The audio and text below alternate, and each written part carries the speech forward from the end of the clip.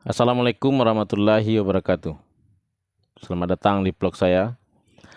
Mudah-mudahan hari ini kawan-kawan seiman dimanapun berada selalu dalam keadaan sehat dan dilindungi oleh Allah Subhanahu wa Ta'ala apapun aktivitas yang kita lakukan. Sebab di dalam kehidupan ini manusia itu tidak memiliki aktivitas yang sama.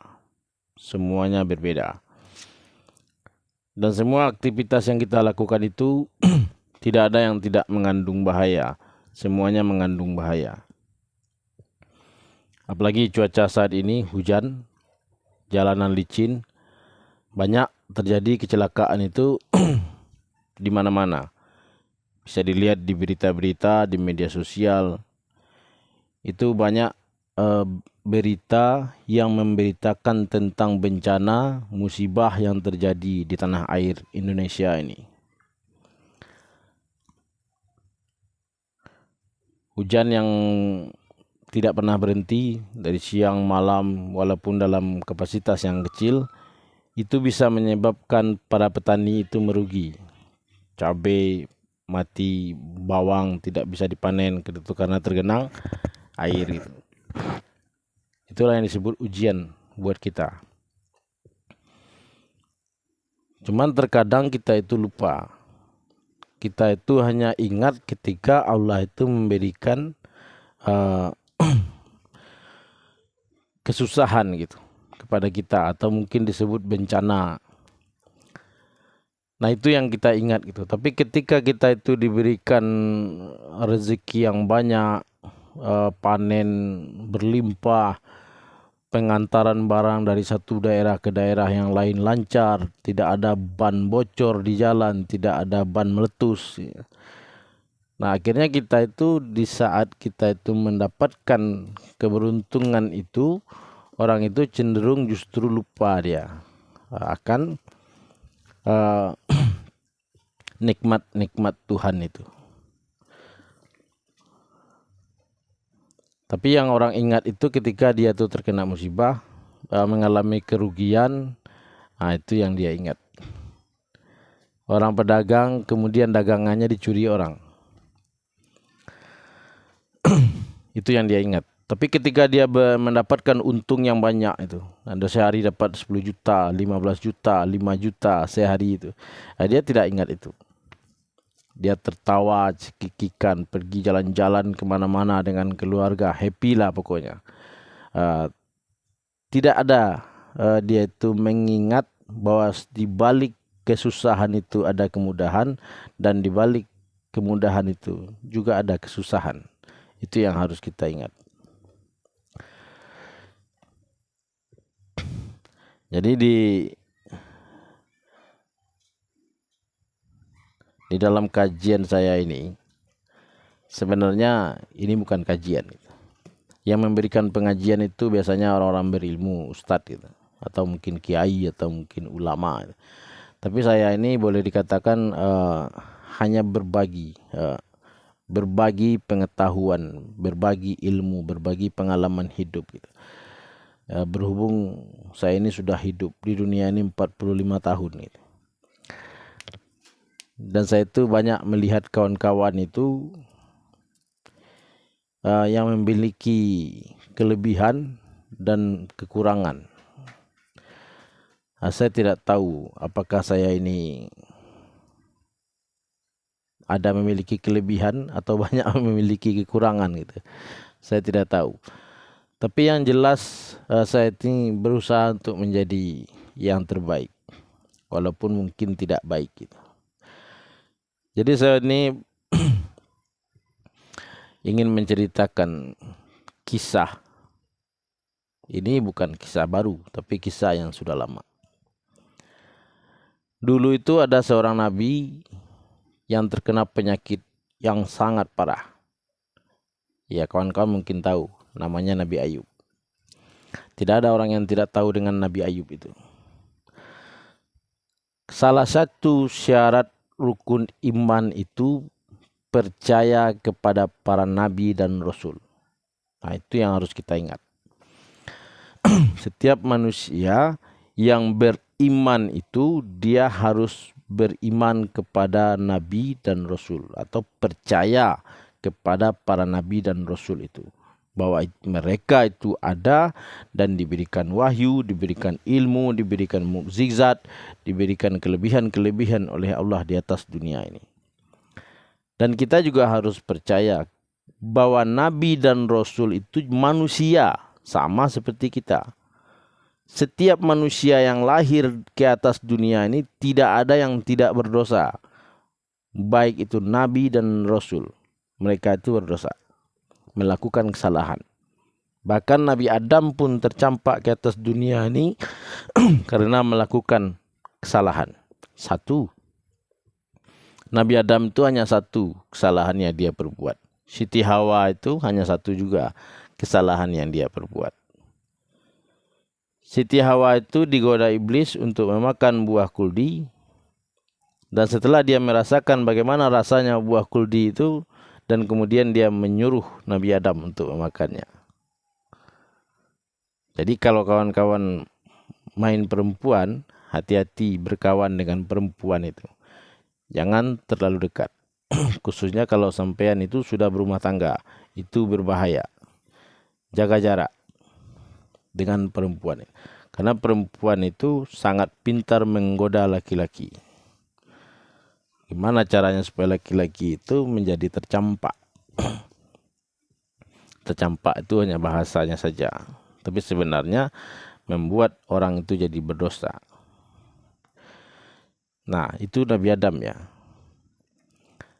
Jadi tidak ada nabi dan rasul itu yang tidak berdosa. Walaupun ada ustaz yang mengatakan tidak ada nabi itu yang berdosa, dia itu suci dan bersih. Benar itu. Nabi dan rasul itu dijamin Allah dosanya diampuni. Itu yang pertama. Nabi dan rasul itu walaupun dia berbuat dosa, walaupun dia berbuat kesalahan di atas dunia ini, kesalahan dan dosanya itu sudah diampuni Allah tanpa dia meminta ampun. Di dalam Al-Quran itu ada surat bermuka masam. Allah itu menegur dan memarahi Nabi Muhammad karena dia telah bermuka masam kepada seorang laki-laki tua, miskin dan buta. Datang ke rumah dia dan Nabi Muhammad cuek kepada orang itu. Dan akhirnya Allah itu memberikan teguran kepada Nabi Muhammad. Apa alasan kamu bermuka masam kepada orang itu? Tahu kamu kedatangan orang itu ngapain? Tidak ada satu pun makhluk yang aku gerakkan di atas dunia ini tanpa maksud tertentu, kata Allah. Menangislah Nabi Muhammad itu. Ada yang mengatakan 3 hari 3 malam. Menangis Nabi Muhammad itu menyesali kesalahan yang dia perbuat. Padahal laki-laki itu laki-laki yang tua, buta, miskin lagi. Nah, karena Nabi Muhammad posisinya saat itu sedang berhadapan dengan orang-orang kaya, pejabat penting, dia mencuekkan, berlaku cuek kepada orang tua itu. Tapi Allah melihat. Jadi yang harus kita pahami di dalam kisah-kisah di dalam Al-Quran itu, apapun kegiatan yang kita lakukan itu, Allah melihat apapun yang kita lakukan. Itu yang kawan-kawan harus perhatikan. Kita tidak berpuasa, mungkin keluarga kita tidak tahu. Kita makan sahur di rumah, kemudian kita pergi bekerja, makan di luar, pas pulang nanti lap bibir. Pakai tisu, ambil tisu, lap bibir itu. Biar kering gitu. Jadi kelihatan seperti orang berpuasa. Nah, mungkin orang lain tidak ada yang tahu. Tapi Allah tahu. Dia Maha melihat dan Maha mengetahui. Ketika kita melakukan satu kesalahan di luar sana, tidak ada orang yang tahu. Tapi Allah yang tahu. Jadi kajian saya ini sebenarnya kajian diri gitu. Mengkaji tentang diri kita. Di mana kekurangan kita itu, nah disitulah kita mencari kecukupan untuk diri kita itu. Jadi mengaji itu kawan tidak perlu terlalu serius, santai gitu. Sebab kita ini hidup di alam dunia. Dari alam ruh pindah ke alam rahim, pindah ke alam dunia. Setelah ini kan kita akan pindah alam lagi, pindah ke alam barzah. Jasad kita ini pindah ke alam kubur. Ruh kita ke alam ruh atau ke genggaman Allah. Dan kemudian setelah dunia ini dihancurkan nanti, kita akan pindah lagi ke alam akhirat. Nah, itu yang harus kita pahami. Posisi kita ini di mana, itu yang harus kita ketahui. Kita ini sedang berada di alam dunia. Kalau bahasa tour atau studi tour, ini namanya rest area, tempat singgah sementara. Jadi kalau kita pergi jalan-jalan, mampir di rest area, itu beli bahan yang kita butuhkan saja, tidak perlu beli kasur, tidak perlu beli selimut, tidak perlu beli bantal gitu. Karena di mobil itu tidak dibutuhkan itu. Jadi artinya kita hidup di atas dunia ini cari apa yang kita butuhkan. Yang tidak butuh kita tidak usah kita cari, tidak usah kita kejar. Jadi Nabi dan Rasul itu dijamin Allah ampunan terhadap mereka. Walaupun dosanya itu banyak dan besar, mungkin tidak ada orang hidup di atas dunia ini, tidak ada. Orang sakit hati saja melihat kita yang berdosa. Saya ini berjalan begini-begini, apa bilang tangga saya? Selontong tuh sombong kali dia, jalannya pelenteng-pelenteng, kayak jagoan aja dia jalan sini. Nah, itu yang berdosa bukan tetangga saya itu, saya yang berdosa. Karena saya telah menyebabkan dia berkata yang tidak pantas. Sehingga malaikat itu mencatat dalam sebuah perlakuan dosa atau perbuatan dosa. Nah, yang kena dosa itu saya. Karena gara-gara saya dia itu menjadi berbuat dosa. Seperti perempuan berpakaian seksi atau vulgar mungkin. Kita melihat dia. Yang berdosa itu dia. Karena dia telah memamerkan auratnya. Kita mau tidak mau melihat. Apalagi kalau di atas kendaraan. Bawa mobil gini. Ada cewek seksi di depan. Nggak mau kita lihat. Kita tutup mata kita. Nggak mungkin kan. Nah, terpaksa kita lihat. Yang berdosa itu orang itu. Karena dia telah memancing kita untuk melakukan sesuatu. Nah, masalahnya itu, Nabi dan Rasul itu sudah ada ampunan dari Tuhan atas dosa-dosa yang akan dia perbuat di atas dunia ini dalam melakukan visi dan misinya, yaitu menyampaikan firman-firman Allah. Nah, kita ini bukan Nabi, bukan pula Rasul. Jadi kalau kita menyampaikan firman-firman Allah itu tidak seperti para Nabi dan Rasul. Tidak ada pemaksaan terhadap orang yang kita sampaikan itu. Walaupun kita ini seorang guru ngaji, tapi tidak boleh memaksa murid itu. Harus begini, harus begitu. Tidak boleh. Islam sudah disempurnakan dan Allah itu mengatakan, janganlah engkau memaksa seseorang itu untuk memeluk agama Islam. Sesungguhnya agama Islam itu milikku, kata Allah. Kalau aku mau, seluruh orang yang ada di atas dunia ini bisa memeluk agama Islam. Itu kata Allah kepada Nabi Muhammad. Itulah sebabnya Nabi Muhammad itu tidak pernah memaksa orang itu untuk memeluk Islam itu dengan pedangnya, dengan ototnya.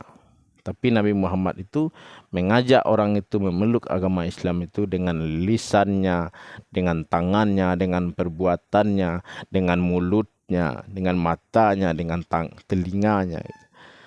Nah, itulah sebabnya Nabi Muhammad itu dijuluki Al-Quran berjalan. Jadi kalau kita membahas para nabi itu kayaknya sudah jelas ya. Tidak, semua manusia yang hidup di atas dunia ini berdosa. Tapi hebatnya Nabi dan Rasul itu, dosa dan kesalahan dia itu dijamin Tuhan, diampuni.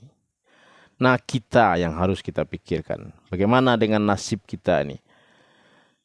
Apakah kita ini diampuni Tuhan dosanya atau tidak?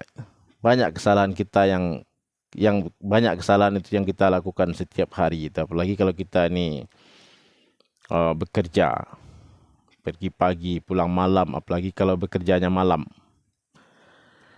Nah itu sering sekali kita tuh meninggalkan sholat. Sering sekali tidak berpuasa. Tidak pernah mengeluarkan zakat dari setiap rezeki yang diberikan Tuhan kepada kita. Ini saya mau ngambil contoh. Saya bekerja sebagai kuli, misal. Gaji 100.000 sehari. Ini kan rezeki yang diberikan Allah kepada saya. Nah, kata Allah itu, sebagian dari rezeki yang kamu berikan, dan yang saya berikan kepada kamu itu, berikan lagi kepada orang lain. Ini Al-Quran. Surat Al-Baqarah ayat 3 kalau nggak salah. Sebagian dari rezeki yang aku berikan kepadamu itu, berikan lagi kepada orang lain. Itu firman Allah itu berbunyi seperti itu. Nah, kalau kita berani memeluk agama Islam, kita harus membaca Al-Quran itu sebagai petunjuk untuk kita hidup di atas dunia ini. Nah, salah satu petunjuk di dalam Al-Quran itu yang saya temukan itu, setiap rezeki yang diberikan oleh Allah itu harus diberikan lagi kepada orang lain. Nah, dan kemudian saya mencari sandingan Al-Quran itu, hadis atau perkataan ulama, itu boleh 2,5% atau 2.500 dari 100.000 ini diberikan kepada orang lain. Nah, kalau yang 2.500 ini dimakan saya, berarti ini ada hak orang lain di dalamnya. Tercampur sudah duit ini antara hak dengan yang batil. Milik orang lain dengan milik saya. Walaupun pada dasarnya uang ini adalah uang halal hasil keringat saya gitu. Tapi perintah Allah itu dia memerintahkan bagikan atau berikan dari setiap rezeki yang aku berikan kepadamu itu kepada orang lain. Fakir miskin, anak yatim, orang duafa, musafir, orang yang berjalan jauh atau orang yang berjalan di jalan Tuhan, orang yang menuntut ilmu, guru-guru agama. Nah, itu orang-orang yang berhak untuk menerima 2,5% dari duit 100.000 ini. Ini contoh kecil ya saya berikan. Nah, kalau kita ini dihitungnya kapan itu? Setelah kita akil balik. Setelah orang itu akil balik, dia sudah mulai dewasa, itu sudah mulai dia itu berdosa. Berbuat baik dicatat amalan pahalanya, berbuat buruk dia dicatat amalan dosanya. Nah, kan sulit menghitungnya. Berapa kita sudah menerima rezeki Allah itu dari akil balik sampai sekarang. Nah, coba diingat. Pernah nggak dalam satu minggu itu tidak mendapatkan rezeki dari Tuhan? Itu harus diingat. Kalau bekerja kuli saja, itu 100.000 gaji minimal per hari. Bayangkan kalau 1 bulan, 1 tahun, 10 tahun. Nah, taruhlah kawan itu sampai saat ini masih kuli kerjanya. Dari akil balik sampai sekarang, itu kerjanya kuli, gajinya 100.000 sehari. Yang mau saya tanyakan itu, pernah nggak dibagikan sebagian dari rezekinya itu atau 2,5%-nya itu pernah nggak dikeluarkan hak orang lain di dalamnya? Nah, itu harus dihitung. Ini namanya kajian diri. Jadi kita ini mengkaji diri kita sendiri. Kalau mengkaji orang lain itu tidak akan habis masalahnya itu.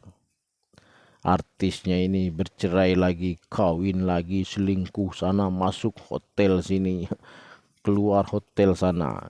Akhirnya sibuk kita itu mengurus urusan orang lain.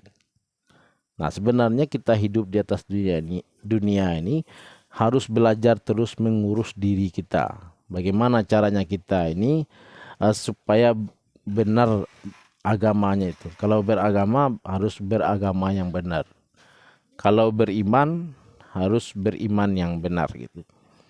Jadi di dalam dunia ini sudah ada agama-agama, yaitu keyakinan atau akidah seseorang untuk memuja atau memuji atau menyembah Tuhannya. Nah, karena saya ini sudah berani gitu ya memeluk agama Islam, yang saya ajarkan itu ya tentang agama Islam. Dan agama-agama yang lain itu berasal dari iman. Semua orang yang hidup di atas dunia ini beriman dulu dia kepada Allah. Beriman kepada Allah, beriman kepada malaikat, beriman kepada para nabi dan rasul, beriman kepada kitab-kitabnya Allah, beriman kepada qada dan qadar, beriman kepada hari kebangkitan atau hari kiamat. Semua orang itu beriman. Nah, orang-orang yang beriman itulah kemudian dipanggil oleh Allah. Hai orang-orang yang beriman, peluklah Islam itu secara kapah.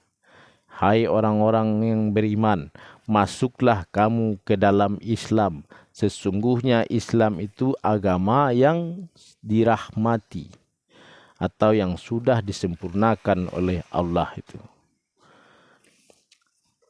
Nah, sekarang tergantung apakah orang itu mau memeluk Islam itu atau tidak.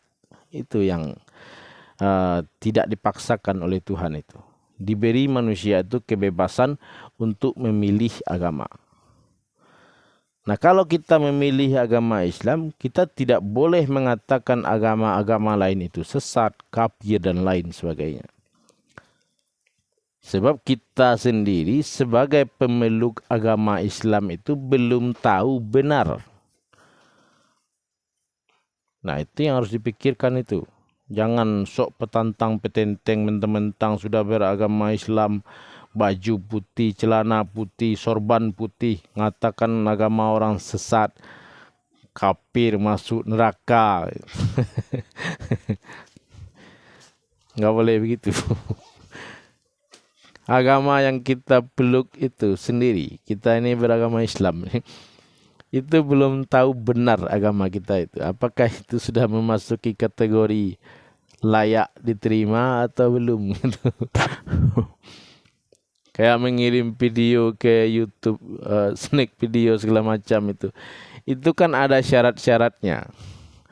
Baru nanti dimonetisasi. Gagal monet atau tidak. Itu agama pun juga begitu. Kita beragama Islam, oke lah gitu.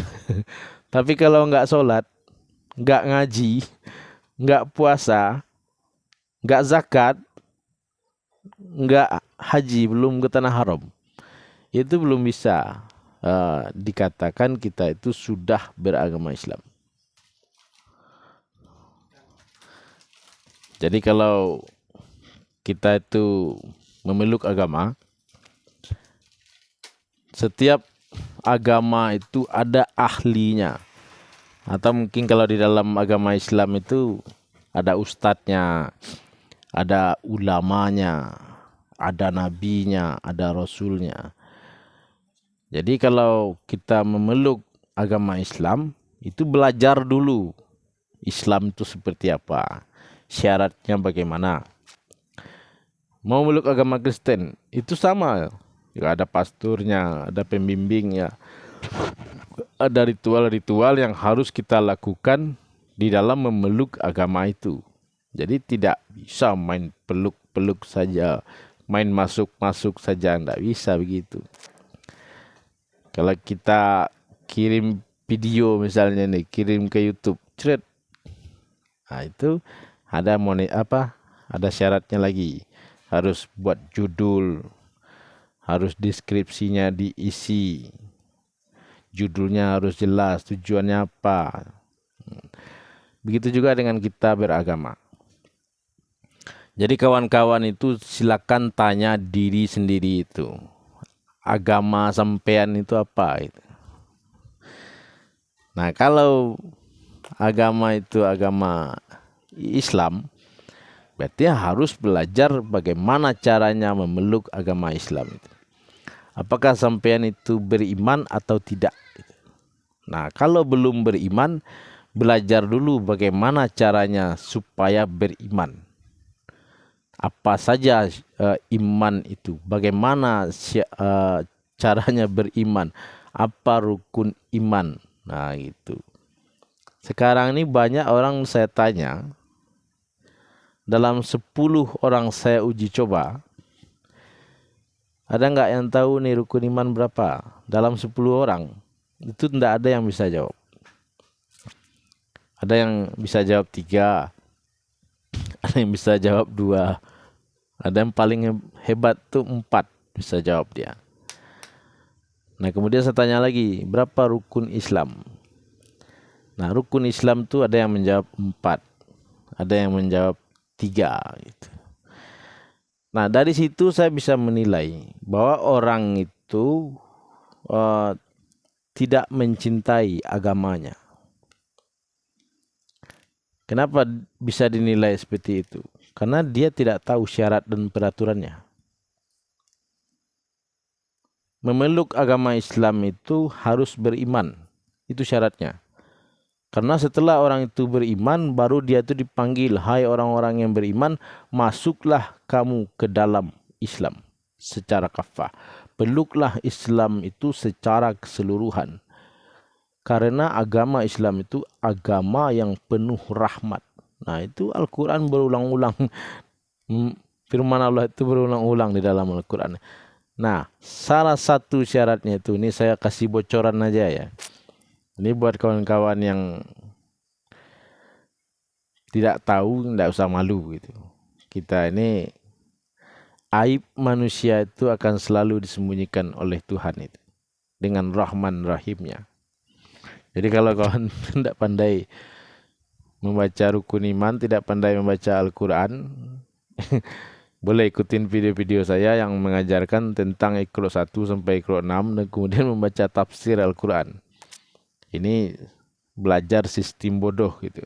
Karena saya ini bukan orang pintar, orang bodoh gitu. Jadi sesekali itu belajar sama orang bodoh gitu. Biar kelihatan pintar gitu. Jadi biar enggak bodohnya itu enggak berkelanjutan gitu. Saya ini orang bodoh yang mau belajar gitu. Bukan orang pintar gitu, tapi orang bodoh. Nah kalau sampai belajar ngikutin video saya, berarti ngikutin videonya orang bodoh gitu. Tapi silakan diambil yang bermanfaat, yang tidak bermanfaat tidak usah diambil. Jadi rukun iman itu yang pertama. Nggak tahu ini salah apa benar susunannya. Ya rukun iman yang pertama itu beriman kepada Allah. Allah itu menguasai langit dan bumi, memiliki langit dan bumi, maha tinggi, maha besar, maha mendengar, maha segala-galanya. Disebut Esa. Allah itu Esa. Itulah kita itu harus percaya. Itu syaratnya beriman. Nah kalau orang itu sudah tidak percaya lagi kepada Allah, berarti dia tidak beriman. Nah orang-orang yang tidak percaya kepada Allah itulah yang dimusnahkan Tuhan di zaman-zaman dulu itu. Umat Nabi Lut, umat Nabi Hud, umat Nabi Soleh, umat Nabi Zulkarnain, umat Nabi apa lagi itu? Nabi Lut. Nah itu dimusnahkan Tuhan karena dia tidak percaya kepada Allah.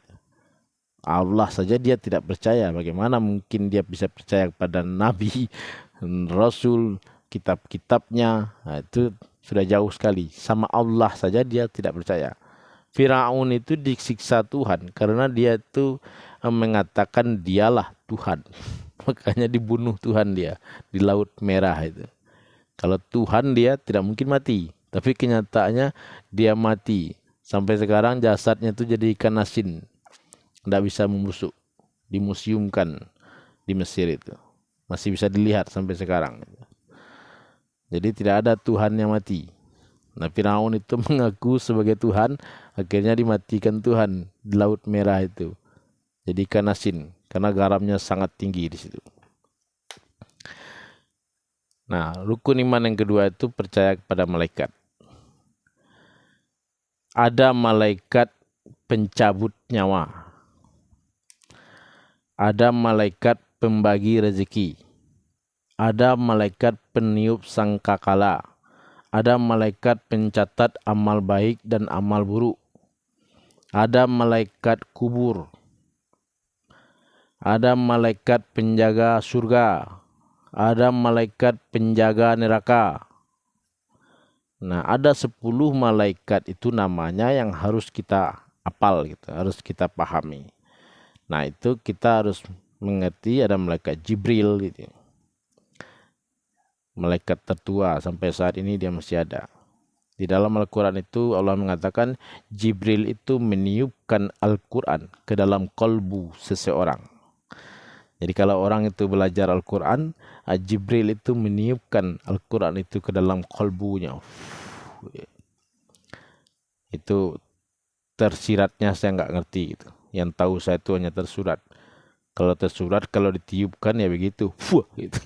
Itu ditiupkan. Tapi tersiratnya saya nggak tahu. Ilmu saya nggak nyampe ke sana. Yang jelas Al-Quran itu mengatakan Jibril itu meniupkan Al-Quran ke dalam kolbu seseorang. Sehingga hati orang itu menjadi lembut. Gampang dia tersentuh ketika mendengar kalimat-kalimat Allah. Nah, itu tandanya seperti itu.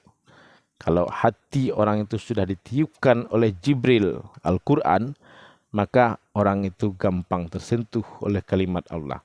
Ketika mendengarkan azan, langsung tersentak hatinya itu. Lari langsung ke masjid. Tapi kalau orang itu tidak ada efek ke dalam hatinya itu ketika mendengarkan suara azan, berarti kolbunya itu belum ditiupkan Jibril Al-Quran.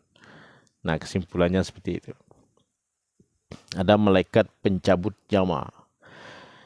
Di bulan puasa ini berhubung bulan Sya'ban. Sebentar lagi bulan Ramadan. Ramadan itu selain penuh rahmat, penuh ampunan, dan banyak kemuliaan, juga di bulan Ramadan itu banyak orang mati, meninggal dunia. Disebut musim mati. Jadi bulan Ramadan itu musimnya orang meninggal dunia. Jadi bagi kawan-kawan yang sudah mungkin ada penyakit jantung, liver, gagal ginjal, nah itu hati-hati. Di bulan Sa'ban ini banyak-banyaklah bertobat. Jika ada berhutang, cepat bayar hutang itu. Jika ada fidyah, hutang puasa tahun kemarin yang belum dibayar, 3, 4, atau 6 hari atau mungkin 1 bulan full tidak berpuasa, bayarlah di bulan Sa'ban ini. Jangan sampai kawan itu mati, meninggal dunia dalam keadaan berhutang, memakan hak fakir miskin. Nah, itu masih di dalam rukun iman. Jadi malaikat maut itu dia datang kepada kita mencabut nyawa kita itu nggak pakai assalamualaikum, nggak ada permisi dia, nggak ada siap dan nggak ada dia, nggak kenal dia itu. Dia datang kepada kita, hai ruh, sini kembali kepada Tuhan. Kalau ruh itu tidak mau kembali, cekek ini. Maka dalam Al-Quran itu ada mengatakan malaikat maut itu mencekek orang itu, menginjak perutnya, memukul dadanya, dipukul malaikat supaya ruh itu mau keluar. Nah, karena ruh itu tidak mau keluar, itulah yang orang itu akhirnya dihajar oleh malaikat itu. Itulah sebabnya ada orang itu mati, matanya mendelit besar, mulutnya ternganga gitu. Giginya yang tadi bagus jadi mancung ke depan karena menahan sakitnya sakaratul maut itu. Kenapa? Karena ruh itu tidak mau kembali. Karena belum disucikan dan dibersihkan oleh jasadnya itu. Nah, kalau kawan-kawan itu tidak ingin mati dalam keadaan disiksa oleh malaikat maut itu, maka banyak-banyaklah bertobat. Laksanakan perintah Tuhan itu dengan baik dan benar. Walaupun kita itu tidak bisa 100% full taat kepada Allah, tapi tetap harus berusaha setiap hari itu menjadi orang yang taat kepada Allah. Solat 5 waktu, kalau tidak bisa 5, 4, 3, atau 1 kali sehari. Itu harus berjuang terus sampai kemudian memenuhi syarat. Nah, tidak ada orang yang sempurna di dunia ini. Full sholatnya nggak ada. Harus berjuang. Apalagi kalau kerjanya berat, main oli, main darah, main lumpur, main tai itu. Orang yang kerja di ayam itu kan main tai semua, tai ayam. Ada yang kerja sapi, main tai sapi. Nah, itu dia akan sulit sekali untuk melaksanakan sholat 5 waktunya itu. Kenapa? Karena dia harus mandi, cuci tangan, cuci kaki. Tapi harus diperjuangkan karena sudah berani memeluk agama Islam. Itu syaratnya. Sholat 5 waktu itu syarat mutlak orang memeluk agama Islam, tidak bisa ditawar. Nah, kalau tidak ingin memeluk agama Islam, kalau tidak ingin sholat, tidak usah beragama Islam. Itu.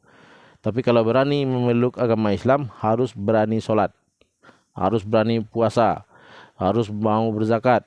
Dan kalau nanti sudah mampu ilmunya, duitnya juga sudah ada, harus menyempurnakan rukun Islam itu ke tanah haram, Mekah sana.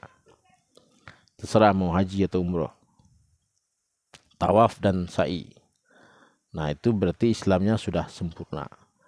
Menyempurnakan rukun Islam itu harus putus dulu rukun yang pertama, rukun yang kedua, rukun yang ketiga, rukun yang keempat, baru rukun yang kelima.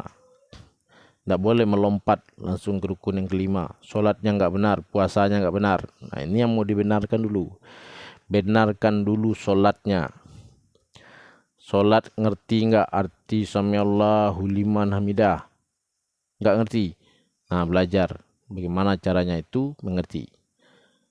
At-tahiyatul mubarakatuh salawatu thayyibatulillah. Ngerti nggak artinya? Nah, kalau nggak ngerti, belajar dulu. Jangan ke Mekah dulu. Rabbirfilli warhamni wajburni warfa'ni. Ngerti nggak artinya? Nah, jadi mampu dimaksudkan Tuhan itu bukan bisa. Saya bisa naik sana. Mampu nggak? Ya nggak jelas. Nah, itu tidak memenuhi kategori yang dijelaskan Tuhan. Allah itu mengatakan mampu, bukan duit yang ditanyakan Tuhan. Mampu secara materi, ya kan jelas itu namanya. Tapi Tuhan tidak bilang materi, mampu. Berarti orang itu harus mampu secara ilmu, mampu secara iman, mampu secara Islam, mampu secara materi. Karena materi itu bisa tergantung. Kalau dia dekat dari Mekah, ya berarti bisa jalan kaki. Kalau kita jauh, ya terpaksa terbang, berarti harus pakai duit. Jadi di dalam Islam itu kita harus mempelajari semuanya. Pelajari rukun iman itu berapa, rukun Islam itu berapa. Nah, kalau itu sudah putus ilmunya, baru naikkan lagi ilmu-ilmu yang lain. Jadi itu baru rukun yang kedua tadi. Yang pertama tadi Allah, yang kedua malaikat. Rukun iman yang kedua itu tentang malaikat, dan salah satu pekerjaan malaikat itu mencabut nyawa. Nah, ada nggak kawan-kawan yang nggak tahu nama malaikat itu? Silakan tanya sama orang sebelah. Malaikat apa namanya yang mencabut nyawa manusia itu? Nah, malaikat Jibril, Israfil, Mikail, Munkar, Nakir, Ridwan, Malik. Nah, itu nama-nama malaikat 10 yang harus kita ketahui sebagai orang yang beriman. Nah, kemudian rukun iman yang ketiga, para nabi dan rasul. Orang-orang yang telah diutus Tuhan ke atas dunia ini untuk menyampaikan wahyu atau menyampaikan perintah-perintah Allah itu kepada makhluk yang hidup yang namanya manusia di atas dunia ini. Dan manusia itu adalah makhluk yang sudah dinobatkan sebagai makhluk yang sempurna. Dia memiliki akal. Akal itu bukan otak. Itu berbeda, jangan disamakan. Otak dan akal itu berbeda. Kambing itu punya otak juga. Sapi besar lagi otaknya. Banyak warung Padang itu menjual otak. Udah, nggak ada otaknya ya? Jawab sama karyawan Padang, ada bu, sebentar saya ambilin. Otak sapi bisa dijual, bisa dibeli. Nah, otak kita nih juga ada. Mungkin ada 1 kilo atau 1,5 kilo beratnya. Tapi akal, nah akal itu tidak dimiliki binatang. Akal itu hanya diberikan kepada manusia oleh Allah. Akal itulah yang harus kita pergunakan untuk membedakan mana yang baik dan mana yang buruk. Nah, kalau otak binatang itu dia memancarkan atau mengeluarkan insting. Nah, otak manusia itu mengeluarkan akal. hukum agama itu berlaku kepada orang yang berakal. Di dalam Al-Quran itu juga disebutkan orang yang berakal sehat. Nah, itu berlaku hukum agama kepada dia. Kalau orang itu tidak sehat akalnya, berarti hukum agama itu tidak berlaku untuk dia. Orang mukul orang, nanti dibawa ke kantor polisi. Setelah dicek, rupanya orang itu kurang akal. Maka hukum tidak berlaku buat dia. Begitu juga dengan hukum Allah. Kalau orang itu tidak berakal, tidak sehat akalnya, maka hukum Allah itu tidak berlaku untuk dia. Walaupun dia itu hidup normal, besar badannya, ototnya besar, tapi akalnya sedikit, maka dia itu tidak bisa diberikan tanggung jawab yang besar. Itulah sebabnya hukum agama itu tidak bisa dipatok oleh manusia, tapi Allah sendiri yang bisa mengukur tentang ibadah seseorang itu yang diterima oleh Tuhan itu. Kalau orang itu berilmu tinggi, akalnya sehat, banyak ilmu yang dia miliki, tapi justru dia itu malah akan dimasukkan ke dalam neraka. Apa sebabnya? Karena ilmunya banyak. Jadi semakin banyak ilmu orang itu, semakin gampang dia masuk neraka. Nah, orang yang tidak berilmu atau akalnya itu sedikit, dia sholat membaca Al-Fatihah saja, itu kata Nabi Muhammad, nanti kalau pintu surga itu dibukakan, dialah orang yang pertama sekali masuk ke dalam surga itu. Abu Bakar dan para sahabat lainnya itu bingung bagaimana Nabi Muhammad itu kok bisa membuat kesimpulan atau mengatakan hal itu kepada mereka. Padahal mereka itu sahabat Nabi, orang-orang yang berilmu. Tapi ketika ada orang sholat hanya membaca Al-Fatihah saja, Nabi Muhammad mengatakan, itulah ilmu yang dia miliki. Itu ilmu yang sampai kepada dia dan kemudian dia mengamalkan ilmu yang ada itu setiap hari. Itulah yang menyebabkan orang itu masuk ke dalam surga pertama sekali. Yaitu kata Nabi Muhammad di dalam cerita dia itu dalam pergi berdakwah. Jadi di sebuah musola dia istirahat di situ, ada orang laki-laki tua yang datang tergesa-gesa langsung pergi ke depan, sholat Allahu Akbar, baca Al-Fatihah, langsung ruku, langsung sujud, habis itu kabur dia. Kata sahabat yang lain, dialah orang yang masuk neraka pertama sekali. Tapi kata Nabi Muhammad, tidak.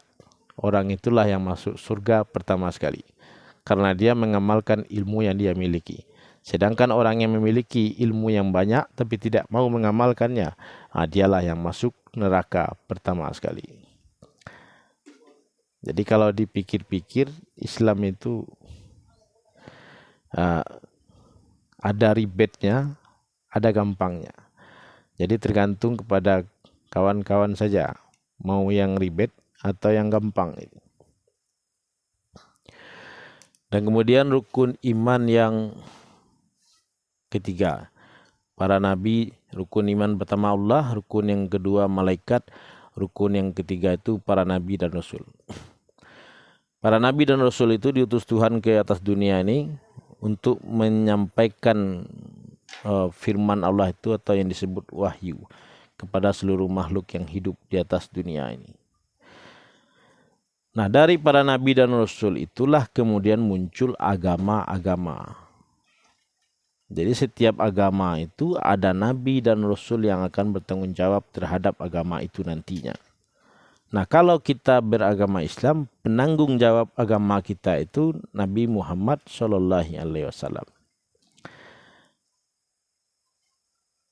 Nah, kemudian rukun iman yang keempat.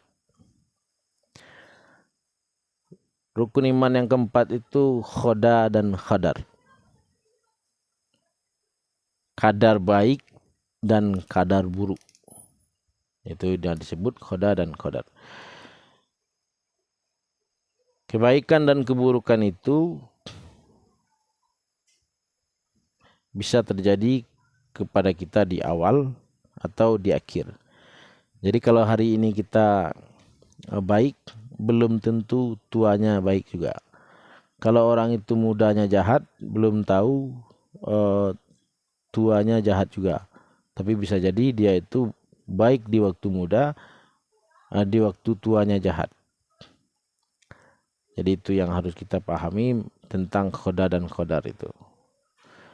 Oke kawan, nanti akan kita lanjutkan kembali rukun iman yang selanjutnya. Ini kita bahas 1, 2, 3 dulu.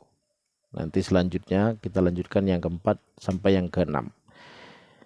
Ini berhubung waktu yang terbatas gitu. Jadi di dalam belajar agama itu tidak ada full, tidak boleh langsung putus gitu, tidak boleh. Karena keterbatasan daya tangkap otak manusia itu terbatas. Sama dengan memori handphone itu. Ada yang 4 giga, ada yang 6, ada yang 8 juga. Jadi kalau terlalu banyak itu bisa menyebabkan blank, hang gitu. Jadi harus hati-hati juga belajar agama itu. Banyak orang belajar agama itu yang gila. Bukan tidak ada, tapi banyak itu. Oke kawan, assalamualaikum warahmatullahi wabarakatuh.